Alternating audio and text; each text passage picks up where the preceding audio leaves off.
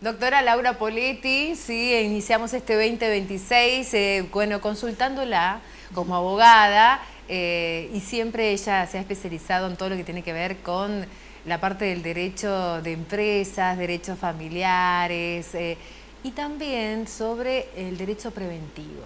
Bueno, la reforma laboral es un tema que todavía muchos de nosotros no entendemos bien de qué se trata, pero sí lo que sabemos es que va a haber cambios y modificaciones en la ley de contrato de trabajo, y que bueno, hubo idas y vueltas, muchos gobiernos quizás quisieron intentar cambiar la ley de trabajo. Finalmente este gobierno actual ha podido redactar una ley que tiene cambios y que ha sido aprobada en senadores, en diputados y ahora vuelve a senadores porque hay un artículo específico de licencias médicas que necesita ser revisado una vez más. Para hablar en rasgos generales, hemos invitado a la doctora Laura Poletti, de Soluciones Jurídicas Preventivas, que ella es parte del staff también de Mediodías. Así que bueno, después de la Feria Judicial de enero, regresamos en febrero y regresamos con este tema bastante sensible que vamos a tratar de alguna manera poder en pocos minutos que ustedes con un lenguaje sencillo y práctico puedan entender de qué se trata. Bienvenida, Laura. Hola, Marina. Feliz año para vos. Feliz año. Y para todo tu Feliz equipo de trabajo, Gracias. tu familia. Que sea un lindo año. Claro que sí. Laura, qué tema este, ¿no? Qué impacto. Es un gran debate la reforma laboral. Sí, es un gran debate, en realidad generó mucho impacto, digamos, todo lo que se ha venido discutiendo. Y esta mañana pensaba en esto, ¿no? Digo, tenemos una ley que casi tiene mi edad, básicamente, entonces es fuerte, digamos, eso, porque han venido pasando muchas cosas y han venido sucediendo muchas cosas. Hemos estado conversando con vos de lo que pasaba laboralmente en pandemia, lo que pasaba con los trabajadores independientes, cuál era el régimen, digamos, nuevo en algunas circunstancias de lo que fue, ¿te acuerdas? Sí. El home office y la ley de teletrabajo y digo, hoy estamos post pandemia en esta discusión que a veces parece que volvemos a los 90, sí, que volvemos a... Y a veces nos olvidamos que estamos hablando de una ley que tiene ya muchos años, que ha tenido innumerables planteos, la misma ley y sus reformas, y todo lo que va alrededor de la ley, el régimen de la salud laboral y ocupacional y el tema de riesgos del trabajo, las cuestiones jurisprudenciales que también han planteado en cada etapa la inconstitucionalidad de un artículo, de las indemnizaciones.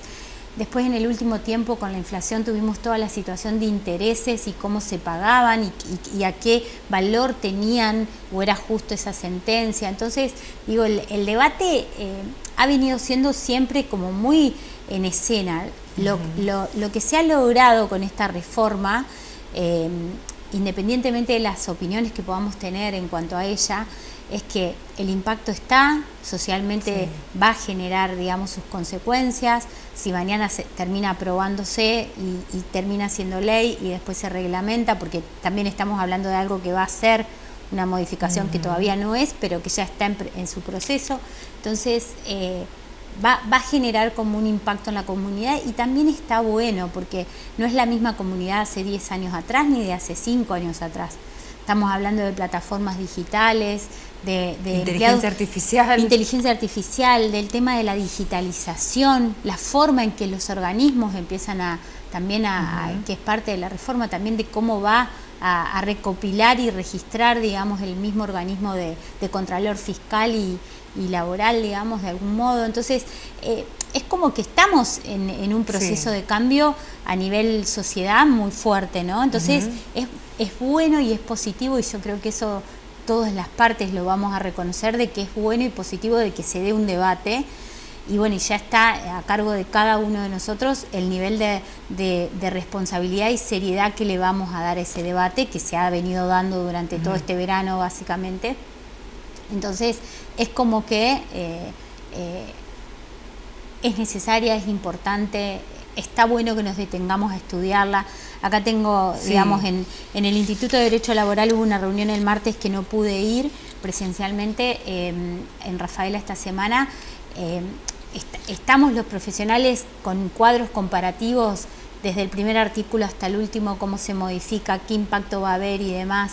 Estamos estudiándolo, estamos asesorándonos nosotros, estamos dándole cabida a esto para también tenerlo mejor en nuestros estudios y en nuestros focos de decir, bueno, y también tener una opinión formada sobre algunos temas, ¿no?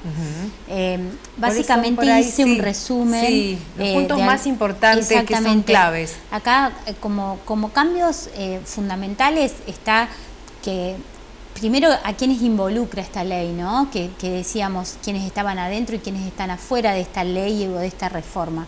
Esta ley nueva que estaría siendo promovida y promulgada, y si la publican y reglamentan, ya deja afuera todo lo que es empleado público, todo lo que es régimen de casas particulares, régimen de trabajo agrario. Todo eso no va a estar dentro de la ley. Los trabajadores independientes también van a tener su propio régimen, y lo mismo los de plataformas digitales. Entonces hay que empezar a hablar como con más especialidad en cada una de las situaciones, ¿no? Y la ley común, la ley base del contrato de trabajo, trae modificaciones en cuanto a, por ejemplo, antes se presumía de cuajo que si había algún tipo de duda era relación laboral. Esa presunción hoy tiene como menos fuerza per se. Hay que demostrar un poquito más si realmente estábamos en una situación de relación de dependencia laboral. Ya no cae la presunción por sí misma, tan rápida y automática. Por otro lado, las formas de contratar. Volvemos a hablar de otros tipos de modalidades de contratación, ¿viste? O sea, por tiempo determinado, el contrato eventual, el tipo de jornada, la modalidad en cómo voy a tomar esas vacaciones o no las voy a tomar, y la flexibilidad. También yo, digamos, cuando la leo, lo que me sucede es que digo, estamos en un mundo donde los jóvenes y las personas que nos acostumbrábamos a ir a nuestros días a trabajar desde las 7 de la mañana hasta las 5 de la tarde, como me pasó en la empresa mucho tiempo, después tuvimos que ayornarnos a otros regímenes de laburo y a veces hacerlos de la compu en casa a cualquier hora, ¿no? Sí.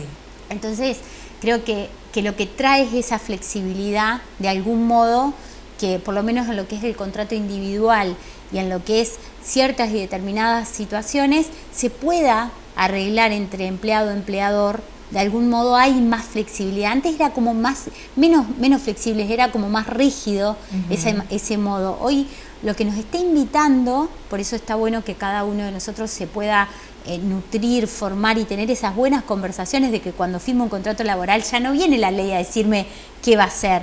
Va a ser mucho más negociado. Eso también hace de una responsabilidad al empleador para adelante, ¿no? Sí. No es que solamente le da como derechos, o que se quiere decir que se le flexibiliza al empleador, porque el empleador también se va a tener que nutrir de cómo negociar esos contratos individualmente según el empleado que tengamos adelante, en cuanto a cómo se va a tomar las vacaciones, si se hace una bolsa de horas, si hay épocas en las que yo tengo más necesidades o requerimientos de las personas, bueno, cómo hago con las horas extras, cómo se repactan, de qué manera las califico, ¿no? ¿De qué manera se va a perder esos derechos adquiridos? No, los derechos adquiridos, viste, en la normativa, esto va a empezar a regir, si empieza a regir, es a partir de marzo 2026. Hasta hoy sigue rigiéndonos todo el régimen que veníamos conociendo y veníamos sabiendo. Esto nos invita a una nueva negociación particular con los empleados, entre empleados y empleadores. Por eso digo que los derechos adquiridos que vos tuviste no los vas a perder, digamos, ¿no? Eso, la ley no es retroactiva nunca, siempre rige a partir de su para adelante, entonces en este caso también, ¿no? Y bueno, nada obviamente que te pueda perjudicar para atrás, eso sin lugar a dudas. Qué bueno que lo aclares, ¿no? Porque hay todo un ida y vuelta con eso. Bueno, en realidad, ¿qué pasa? Eso lo termina después. Si yo lo quiero discutir, lo termina siempre, porque por eso existe la justicia y el tercer poder del Estado, que es el Poder Judicial, el que te va a decir en la situación y en el caso concreto realmente qué fue lo que pasó y qué es lo justo o la justa composición de los intereses, una sentencia eventualmente, ¿no? Ese derecho no lo van a perder nunca, ninguna de las dos partes, para tenerlo, ¿no? En este sentido. Otra de las cosas que se ha hablado mucho, que también tiene que ver con esto de la flexibilidad, es porque había un término que se llamaba ius variandi, era la posibilidad de cambiar las condiciones del contrato de trabajo. Y ahí es un deber también muy del empleador de conocer cuáles son los elementos esenciales del contrato que yo puedo cambiar o cuáles no, qué se puede llegar a volver a repactar con el empleado. ¿Y qué implica o no una novación contractual con ese empleado, ¿no? Si yo venía prestando condiciones en determinadas condiciones del contrato de trabajo y yo quiero modificar algo de esa sustancia como empleador o como empleado, bueno, el ius variandi ese hoy parecería que se flexibiliza un poco más y yo puedo adaptarlo, pero tiene que ver con esta flexibilización laboral, claro, que también es necesaria. Y que la necesita también el trabajador en muchos aspectos y a veces lo necesita el empleador. Entonces, en ese ius variandi también es elástico de lo que yo puedo modificar y cómo lo puedo modificar, es donde voy a tener que empezar a ver y negociar, y como empleador tengo que conocer que me tengo que proteger de alguna manera, que si hay una innovación o si hay una nueva metodología que se implementa en la fábrica o en la empresa o lo que fuera, y voy a tener que tener el consentimiento del empleado y va a tener que ser algo que lo tenga que hacer. Eso hace también a un mayor deber de responsabilidad de la parte empleadora también, ¿no? Y de poder la parte empleadora también formar a los líderes que manejan la gente por lo general en cómo esa flexibilidad hacerla, ¿no? No solamente con una conversación en el pasillo voy a decirte, mira, a partir de mañana venía a las 8:30 en vez de empezar a las 7. ¿Me explico? Entonces es como decirte, empezar, eso ya no era antes así, pero te lo digo como exagerado al para cambio, que la gente pueda entender cuando uno casa. habla de la flexibilización laboral o habla de esto, tiene que ver con eso de la jornada. Bien. Después, en cuanto a la metodología de los despidos y las indemnizaciones por despidos, obviamente que acá todos conocemos que desde el punto de vista de lo que pasaba en el empleo y en el sector productivo y el nivel de empleabilidad que teníamos, obviamente el costo laboral de una indemnización laboral siempre fue un enorme costo para lo que eran las empresas. Entonces eso también dio un gran debate de decir qué pasa con el despido, cómo lo indemnizo al empleado, de qué maneras. Bueno, se fueron bajando ya con decretos que a veces los subían y a veces los bajaban, que las multas, que la doble. Bueno, esto acá lo que busca, creo yo, la reforma es dar como una mayor previsibilidad de que ese contrato, mira, si se cumple bien y si no se cumple lo indemnizamos, y que si no hay motivo para despedir, pero el contrato se tiene que romper, se rompa y haya una indemnización.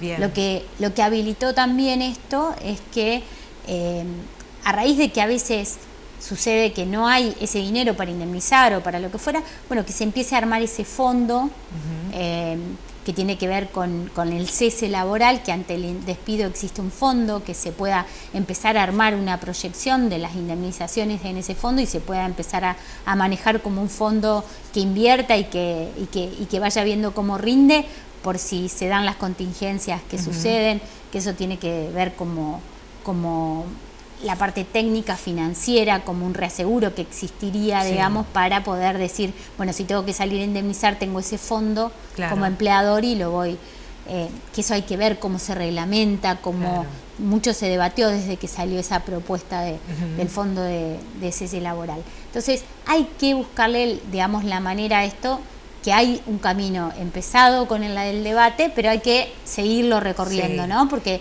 necesita demasiado de eso también.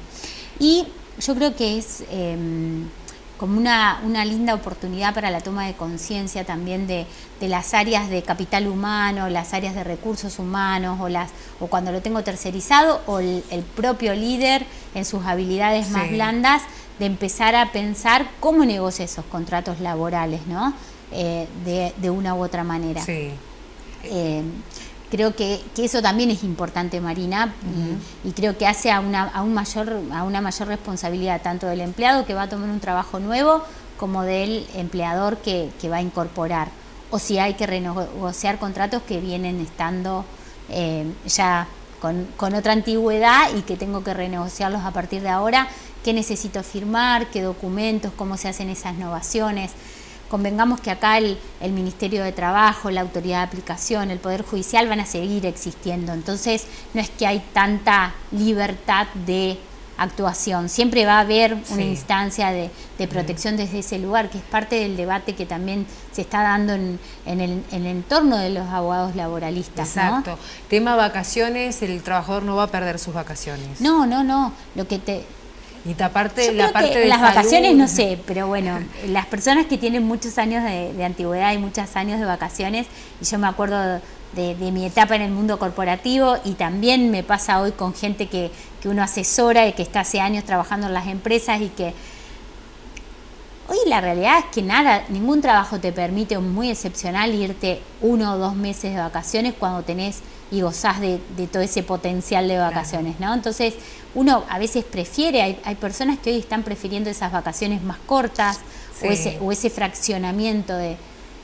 Yo creo que en eso de vacaciones, y ojalá haya alguien que me diga, mirá, no, Laura, tengo otro punto de vista, pero con los que yo he ido hablando, todo el mundo lo hace en la práctica hoy, la fracciona.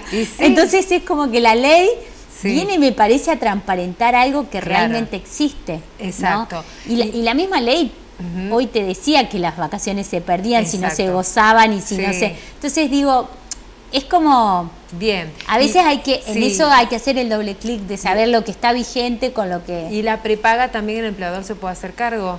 Sí, una prepaga. No, las formas, eso tiene que ver, está buena la pregunta que no lo dije, es en la manera en que pago la remuneración, que la remuneración, viste, lo famoso, yo me acuerdo en los 2000, los luncheon tickets, los tickets canasta que vos permitías y demás.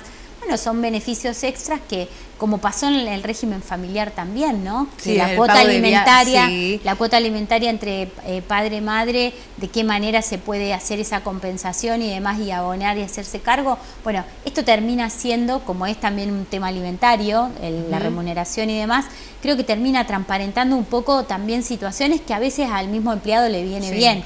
Lo que pasa es que, bueno, no en todas las ciudades se puede aplicar igual. Algunos empleadores, el tema de pagar, no sé, la telefonía celular, el automotor, la seguridad del hogar. O sea, tenés un montón de... los viáticos, y la prepaga como un complemento a la obra social. Hay diferentes los tickets de almuerzo, digamos, es como... Todo eso va a estar contemplado en esta nueva ley. Y también, o sea, estaría permitiéndose como parte de... Y lo importante acá es que esto siempre va a necesitar de la aceptación del trabajador. Entonces esas cosas a mí me parece que se van a terminar como negociando o en el 1 a 1 o en el convenio colectivo de la empresa o en lo que sea, digamos, aplicable al sector y la industria que estemos hablando, ¿no? Gracias, Laura. Bueno. Esto da para otra charla más, así que te una esperamos. Vez que esté la ley y que sea ley, ahí le bajamos caña y hacemos, si querés, el cuadrito comparativo con pizarrón y lo hacemos bien. Vas a tener que tener 2 bloques, por lo menos, porque para poder analizar los artículos por lo menos más importantes de la ley. Exacto, bueno, dale. Gracias, como siempre, te deseamos lo mejor y nos encontramos pronto. Pronto, dale. Gracias, Marina.